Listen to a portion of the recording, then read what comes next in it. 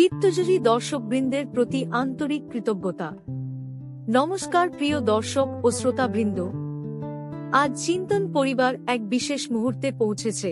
500 জন সাবস্ক্রাইবারের ভালোবাসা ও আশীর্বাদে আমরা আরও এক ধাপ এগিয়ে গেলাম। এই পথ চলা আপনাদের ছাড়া কখনোই সম্ভব না। আপনাদের প্রতিটি লাইক, শেয়ার, মন্তব্য ও বিশেষত নীরব উৎসাহ আমাদের এগিয়ে চলার প্রেরণা। ভাবনামূলক, আধ্যাত্মিক ও সৃজনশীল ভিডিওর প্রতি আপনাদের আগ্রহী চিন্তনকে গড়ে তুলছে।